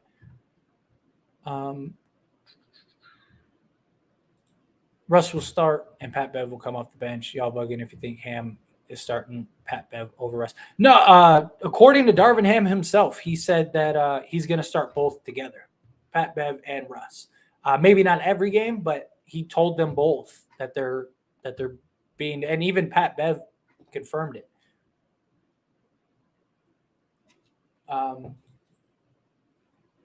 Watched every Jazz game last year. Bogdan is underrated. Yeah, Bog is real nice. I really like Bog. I gotta see. Sorry, give me a second. All right. Point of bringing Russ was to take a load off LeBron on handling the ball. I'm pretty sure I did the opposite, combining that with having 40-year-olds on wash-up game bad. Yeah, that's what I'm saying. The whole purpose of you getting Russ, you did none of that. Everything that you said, why we wanted to go get Russ, you didn't do any of it. And how many times do we hear everybody say, including LeBron and Anthony Davis, we just want Russ to be Russ. We just want Russ to be Russ. We just want Russ to be Russ. And guess what happened? Not one time did anybody allow Russ to just be Russ. You knew what you were getting with Russell Westbrook. I don't know why they thought something different was going to happen. It made no sense to me. It really didn't. But yeah, I'm with you. 7 days coming in hot with the $5 super chat. So we lost out on Josh. Pelinka style is unbelievable and not aggressive. Cam plays like a young Paul George. We keep missing players. Pelinka, sleep. I mean, here's the problem with Josh Jackson is that he either would have came in and been solid, low risk, high upside guy, or he would have been a guy at the end of the bench. Josh Jackson, there's a reason teams haven't really tried to sign him. Josh Jackson he's not what he was projected to be or what people thought he would be. And look, I think Josh Jackson could be pretty nice. He just hasn't been able to come into his own. Thing is, he's a big body. Not only is he a big body, but he's still pretty young, right? He's what, 23, 22, something like that off the top of my head. So he's still pretty young. He's a big body. Problem is, like I said, he's not a needle mover. Like, it's not like we got Josh Jackson, we're all celebrating, we're here doing that. Cam, I really do like Cam. I think we need to figure out a way to get Cam Reddish. If we can get Cam Reddish, all will be right. Like I said, the problem is, though, is we need the Knicks and we need the Jazz to figure out a deal. So us Laker fans, we need to be, praying and hoping and wishing and dreaming and whatever else. Talking to the basketball gods, all of that stuff, asking them to get a deal done between the Jazz and the Knicks. Because unless that deal gets done, I don't think we're doing the deal. Because I wouldn't want to trade Kendrick Nunn. I think Kendrick Nunn is going to be far more valuable currently. Cam, I think, could be more valuable in the future, but I don't know. I do like Cam. I think Cam has a lot of potential, and I really hope we can get, like I said, if we can give me Cam, Beasley, and Bojan, I think that's a huge win for the Lakers. You just got all of your wing players. You just got all of your 3-and-D guys. Your roster's complete. You have depth. You have everything. And you have your two superstars to lead you on the charge. And I think you're good enough to weather the storm when LeBron and Anthony Davis miss 20 games a season. I think you're in a good spot. So, yeah. But 7 days. Thank you so much again for the super chat. Awesome. I really appreciate that. Coach Darvingham says Russell Westbrook wants to stay a Laker. I don't doubt it. I don't doubt it at all. And Darvingham has spoke extremely highly of Russ. But here's the thing. He's the coach. What is he supposed to say? Nah, Russell Westbrook's trash. I don't want him on this team. Get rid of him. Like, no, you don't know if he's going to be playing for you. And so you got to say the right things. You got to do the right things. That's what this comes down to. People don't realize Hield is worse. He does have ability to create for others. So, yeah, I mean, look, Hield has things that he's nice about, but I would rather have Fournier. Fournier, I think, gives you the same production as Hield. If you don't believe me, again, go look up the numbers. They have the same percentages across the board. The only difference is like Evan Fournier is like 5 points better defensively than Hield. So, hey, we want champs team, but Lakers a bridge too far. Yeah, we are not in the best position. Can we straight up trade Russell Westbrook and one future first for Jordan Clarkson and Bojan? I think we need a smaller contract. That's why it was like Bojan, Clarkson, and then like take your pick between Pat Bev to stuff like that. But you had to like reallocate that money, separate deal, stuff like that. I mean, I think Utah has money to absorb some stuff. I'd have to do the math off the top of my head. I don't know exactly how far or how close they are. But yes, here's the thing. I do not want Jordan Clarkson. I know a lot of people really like Jordan Clarkson, but he is very inefficient. And as nice as he can be, and he has his moments, I don't think we need any inefficient guards because I think we have plenty of those already, even if we get rid of Westbrook. And that's the problem. We don't need any more guards, especially after the Patrick Beverley trade. And Jordan Clarkson, the reason Jordan Clarkson works on Utah is because his only job is to just be a shot chunker. If you watch Clarkson play for the Utah Jazz, he takes some of the worst shots I've ever seen. But he has the green light too. He's only like 43% from the field, which is not good considering like the amount of shots he takes and stuff like that. He's not very efficient. But yes, they could do a trade if they wanted to. Let's make the trade with Indiana, AD, and Turner together. We call them the Labyrinth. Let's also trade Nunn and first for Cam Reddish. He can be amazing with the game. Problem is that the Utah Jazz just want way too much right now. It's not realistic. It's just, it's not worth the deal. based on what they want. Is Evan Fournier worth a first? Not by himself, but if, like I said, if you could get Fournier, Beasley, and Reddish, or Fournier, Bowen, and Reddish, I think that's worth a first. Knicks don't have history of good draft selections, anyways. That's very true. You're spot on with that. Utah wants the farm for Clarkson and Bog. I think they want the farm. Period. I mean, even for the Knicks deal, they want too much. Hield was a salary dump to get Sabonis. He has negative value. Westbrook for Hield straight up is actually fair. Yeah, he was. He was just to make the money work. Evan Fournier for a first, probably not. No, he's not worth a first by himself. Like I said, if you're getting 3 or 4 players in the deal, then yeah. If you're getting like Fournier, like I said, you get Fournier, Reddish, and like Bowen, yeah, I wouldn't mind that.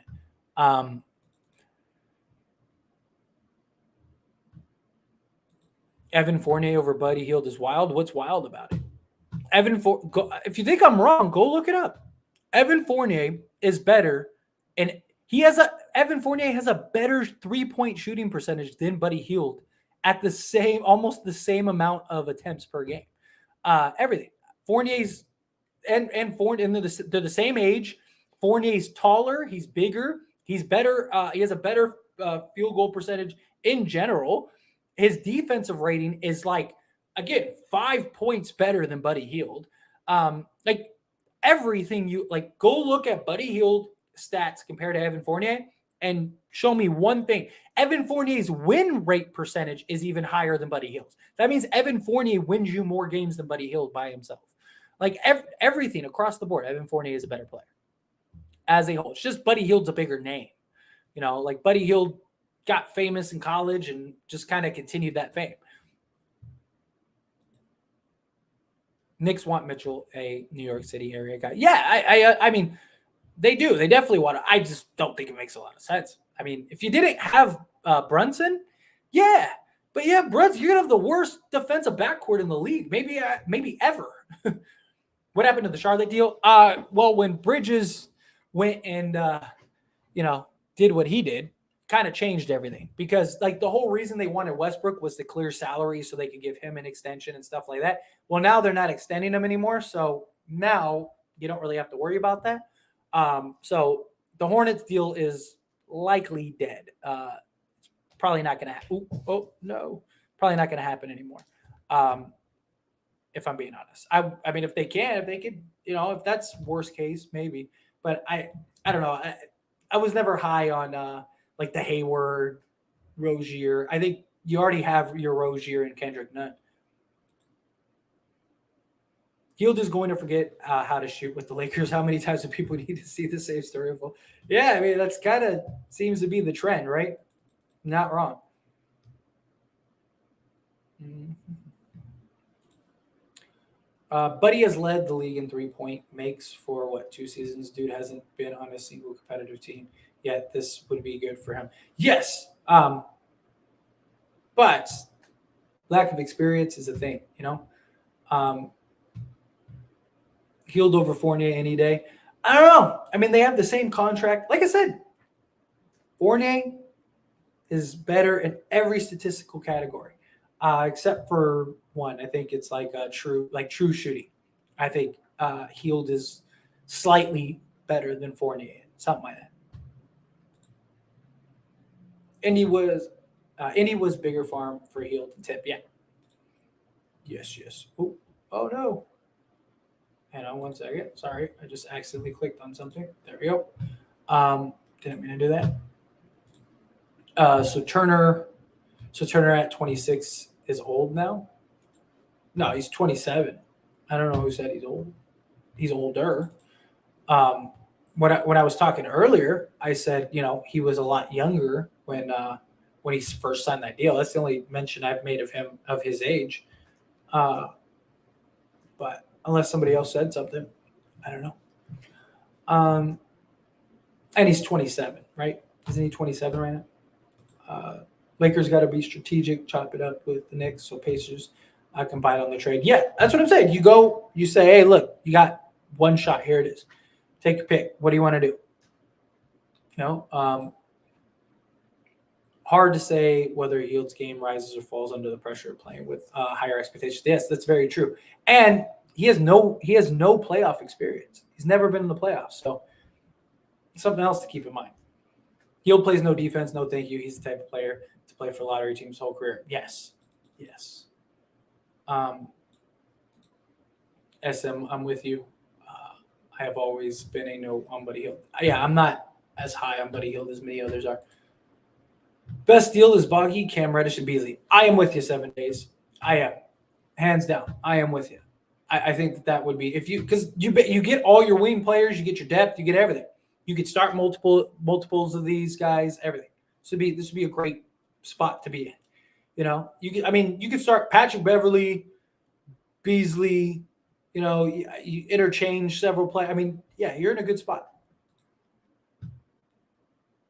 Nobody plays defense in non-winning teams. Please stop the notion of Hield being a defensive liability. His stats, since he entered the league, says he's one of the worst defenders in the league. Like I said, stats don't lie. Look, I like Hield. I've always liked Hield. I liked him in Oklahoma. I've liked him in the NBA, but he's not that big of a needle mover as people think. He's just the only reason the Lakers want him is because he's a desperate need the Lakers have.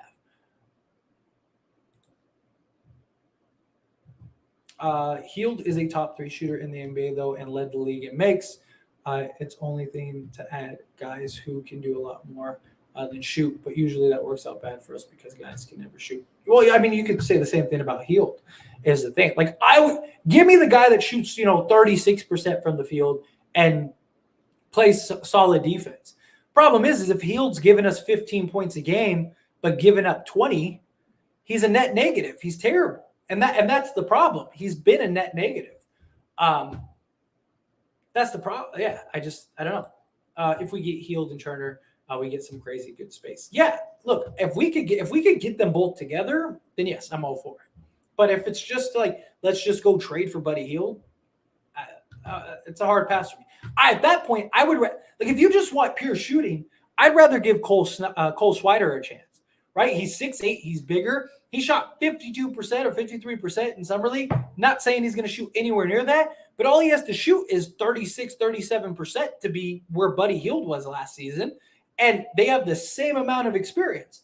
So it's like and he's free. You don't have to give up any assets. You don't have to give up anything. Facts. Lakers tax is a real thing.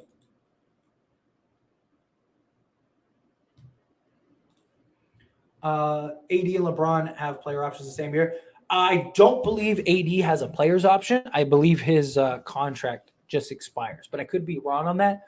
But I know that their deals expire at the same time. But I don't think AD has a player. I think AD's contract is he's locked in for 3 more seasons.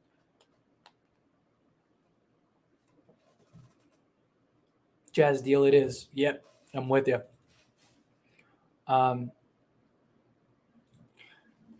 Pacers and Jazz want too much now. Pacers definitely. Jazz, I think it just depends on what they get from the Knicks, but it's just a matter of when, not if. Exactly. Please, Fournier, no, too much money. He has the exact same contract as Buddy Hield, almost to the cent. So if you don't want Fournier's money, then you definitely don't want Hield's money. Rob Pelinka played the card of being cool and relaxed and caused us to lose Kyrie. Play that game again, and he is toast. Problem is, did we ever really have a chance with Kyrie? That's I think that's a real question. Did we really have an opportunity to go get Kyrie? Did they really ever want to trade Kyrie to us? I don't know. I don't think so. Spurs trade is currently looking the best. Problem is, will the Spurs actually trade with us? Without trying to gut us. The problem is everyone wants to gut us. None of these deals are worth both first, and everybody's trying to get both first and have us take on bad salary and this, that, and the other. Russ needs to be a role player. Yeah, I mean, yeah, a little above average of a role player, but yeah. A little note: the Pacers already got something from Westbrook to the Wizards trade. Lakers #1 last year with the Pacers used for Isaiah Jackson, #10 super athlete. Yeah. Um, See y'all in 2024 with Andrew Wiggins on the team. You might not be wrong. Cam Reddish, Bogdan, and Fournier, I'll take that. I would take that too. I'm not against that at all. What if the Lakers could get RJ Barrett out of the 3-team deal? I just don't see it. I mean, I wouldn't be against it. Would be pretty nice. I just one, I don't think the Knicks necessarily want to trade RJ. Although Tibbs apparently was the one that wanted to trade RJ because he wants to keep Grimes because Grimes is a better shooter and defender. But I don't think they really want to trade RJ. Not only do they not really want to trade RJ, but if the Jazz are going to get RJ in a trade, I think they're going to want to keep him because he's still young enough and locked up to a reasonable contract the next several years, although he is on a poison pill contract, which could make things rather tricky. But bring back Dwight Howard. I'm actually surprised they did it. Problem is we just have so many bigs. If we didn't get Jones and Bryant, I wouldn't be against it. I would say, bring them back.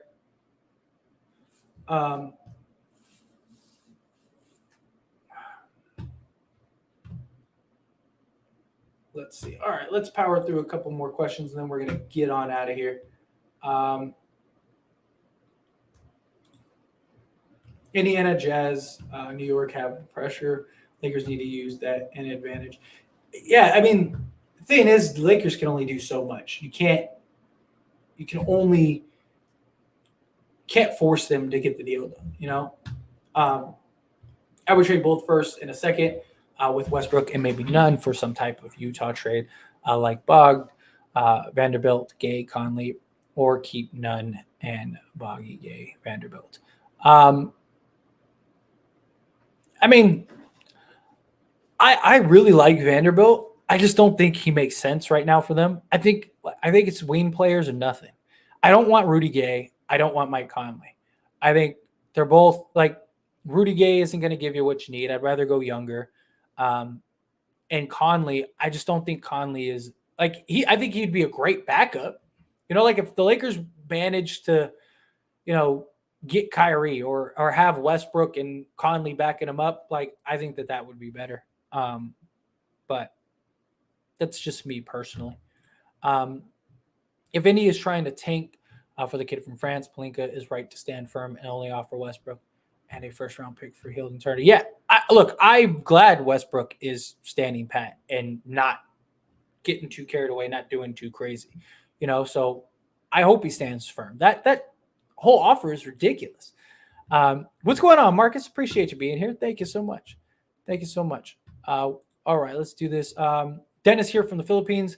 You're like a young Trevor Lane. Well, thank you so much, and welcome from the Philippines. I get a lot of people from the Philippines, and in these live streams and just my videos in general. I love it. I love seeing it. Thank you so much, Dennis, all the way from the Philippines. And hey, thank you, Trevor Lane. Trevor Lane is fantastic. Big shout outs to Trevor Lane. Trevor Lane probably has no idea who I am, nor does he care who I am. But I'm a fan of his, definitely. Him and Lakers Nation, great channel. All right, let's see. Let's get like 3 more in, and then we'll get out of here. It is exhausting being a Laker fan. Not wrong, Garden. It just seems like people don't like us, man. We're all these trades failing. Yeah, I mean, it's just the Lakers tax is real. People want to gut us. People don't want to give us fair trades. They don't want to. No team wants to be the team that gives us the Pau Gasol, so to speak. Like nobody wants to be the team that gives us the trade where we go and win 2 more championships. It's just no team wants to do that. It sucks, but yeah.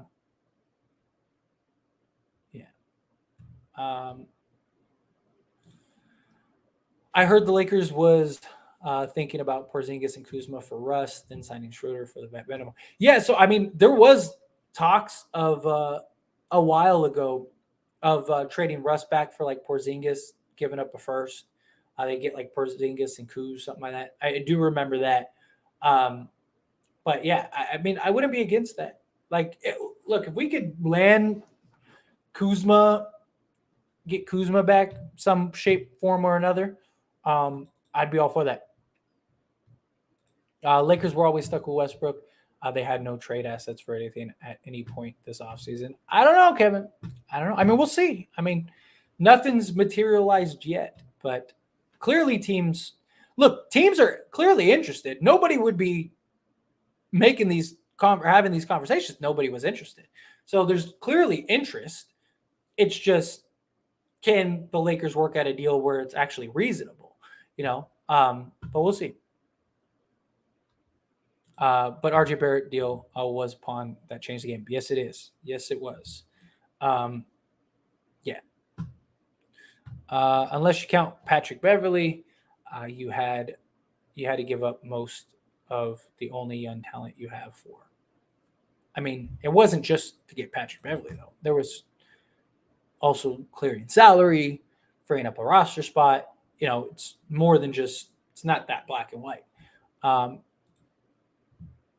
People got to remember, we have JTA, LeBron, and Troy Brown at small forward at the moment. Not too bad as long as LeBron stays healthy. Yeah, I mean, look, JTA, I think, can be a solid contributor. He's not going to be anybody that's like blowing us away, but I do think he could be a solid contributor. Troy Brown's still very young with a lot of potential, great size, knock down the three ball, stuff like that. I think a lot of these guys are going to surprise a lot of us.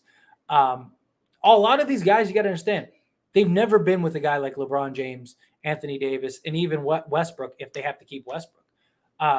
So, yeah. Oh,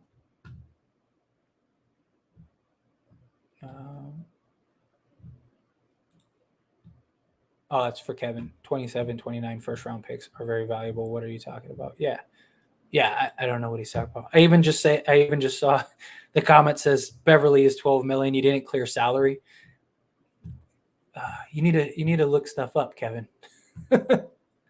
They cleared up salary for next season. THT had an option for next season. You cleared $12 million off your books for the future. It's not about just this year. It's about several years. Best channel ever. Thank you so much. Seriously.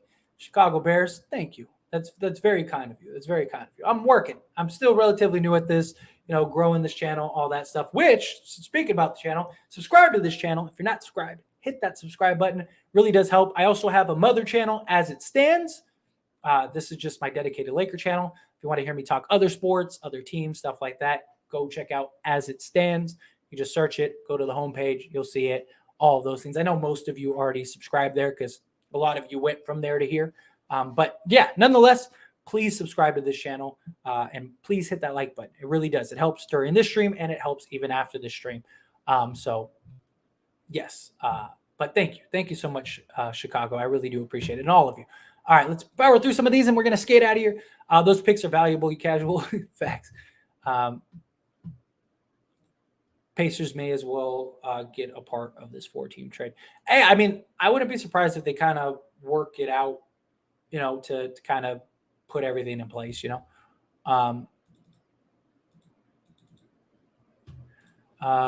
Great show, bro. I think Bohan fits best with LeBron and Anthony. First off, thank you so much, Zachary. I really appreciate you and appreciate that.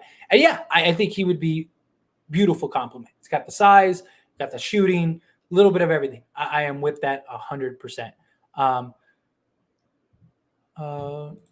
What are your thoughts on trading Nunn with a pick for any given wing player? To be honest, I'm not worth it. I'd rather keep Nunn. I think Nunn is going to be more valuable for you than, because the thing is, like, what wing player are you going to get? Like, I think he's young enough, he's skilled enough. Like I said earlier, he could be our Kyrie light. I'm not, again, just want to clarify, I'm not saying he's as good as Kyrie or that he is Kyrie, but I'm saying a lot of the stuff that Kyrie Irving would have brought to this team, Kendrick Nunn does. 38% three-point shooter, a guy that could create his own shot, a guy that could get to the basket, can play on the ball, off the ball, side of the ball, you name it, can do a little bit of everything. So I think that is huge. But yeah. 7 days. Here is the things we want to win a chip. Westbrook has been on 3 teams, and he hasn't made it to the playoffs, but 2 first-round exits. with proven coaches. I mean, to a degree, yes. Um, I mean, the trade things, I know a lot of people bring up the trades, but there were circumstances for all of that. One, you had OKC. OKC wanted to go rebuild route, so they gave Russ the option to get out. Russ originally didn't want to leave, but they were like, hey, we tried, didn't work. We'll let you go. He ends up leaving. And then the Wizards trade, they were just given an opportunity, a jackpot opportunity, right? And then for Houston, same thing. They wanted to tank. They wanted to rebuild. They trade Westbrook, take on John Wall, get some assets in that deal, trade James Harden, all that thing. So it's not as black and white as like, oh yeah, Westbrook is so bad they just keep trading him. Like, no, there was purpose and reason for all of it.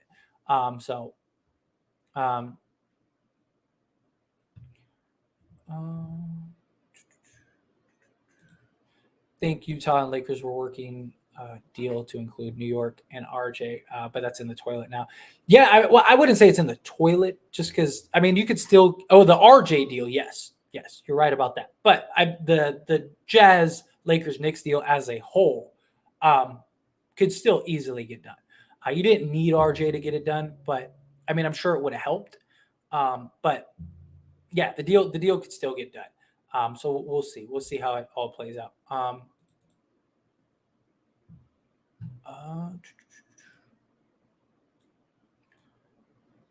Sorry, just trying to find something that's not Kevin trolling, speaking some nonsense. It doesn't matter if they have Westbrook or not. Just want some NBA action. Yeah, I'm with you. I'm with you. Like, let's start the season, please. Like, let's get it going. Seriously, I am all for that.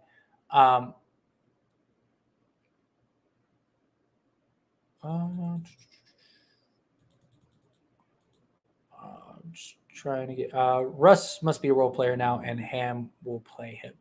I mean, it's kind of what he's gonna. I mean, that's kind of what your third guy is. It's like a super role player. It's not like your traditional role player, but it's somebody that's at least in the area of a role player. But it's one of those things. Yeah. But anyway, I'm gonna skate on out of here. We went pretty good, pretty strong. We had a lot of you. I really appreciate all of you so very much. Everyone that gave super chats, thank you so much for the super chats. It really does help me. It really does help out the channel. All that stuff. It means a ton. Everybody that's just being here, stuff like that, hanging out with me, having these conversations, I really do thank you. I really do appreciate it. Hit that like button. It's free, and it supports me just as much. And I would really thankful for that. Subscribe to this channel. Like I said, please. It really does. Trying to grow this channel, trying to grow as a channel. And then the As It Stands channel, like I said, my mother channel, my main channel. I definitely want to grow that, start expanding there, all that stuff. Hopefully become a face in the space at some point. But again, thank you all so very much. Seriously, I really enjoy these. I really enjoy hanging out. I'm finally settled back in. I know I didn't stream here for like a couple weeks. I was in the process of a move. I'm probably gonna have to move again pretty soon because we're looking for a new house. We're just kind of in that in between space, but at least I'm settled in. So I'll try to get back to daily live streaming here on this channel and even on As It Stands. So I'll see you guys all in the next one. Thank you so very much.